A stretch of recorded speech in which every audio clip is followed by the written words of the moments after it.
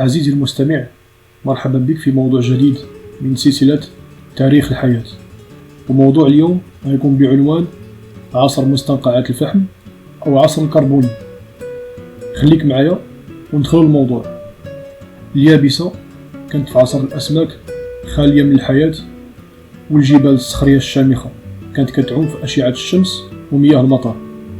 أما التربة بالمعنى الصحيح ديالها فما كانتش موجودة، بمعنى أنه لا وجود لديدان أرضية كتعاون في تفتيت جزيئات الصخور والتحويل ديالها إلى تربة، وأيضا لا وجود لطحالب أو أعشاب بحرية، بمعنى أن الحياة كانت مقتصرة فقط على البحر.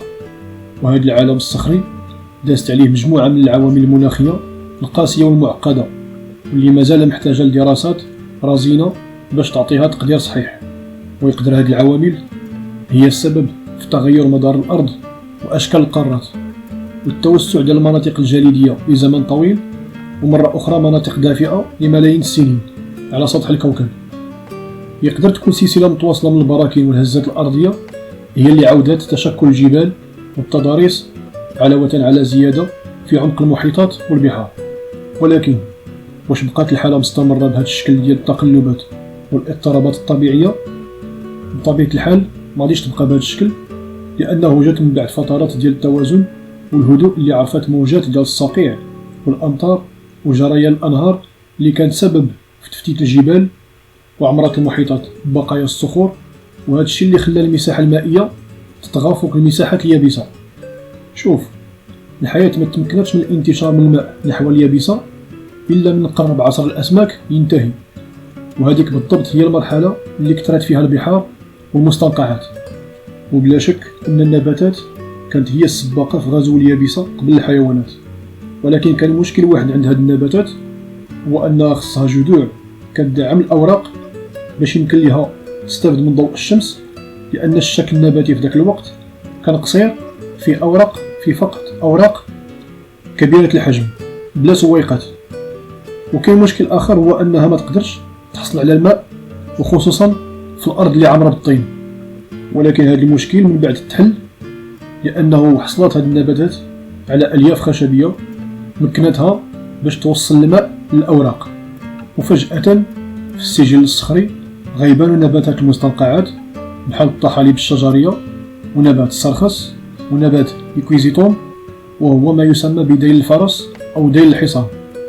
وبالموازاة مع زحف هذه النباتات مع اليابسة، كاين حشرات مشاو في نفس الإيقاع مع النباتات، بحال مثلا الميغانيورا، وهو داك اليعسوب كبير الحجم، كيبلغ طول ديال الجناح ديالو 70 سنتيمتر، زيادة على دودات 44 ودودات ل1000 رجل.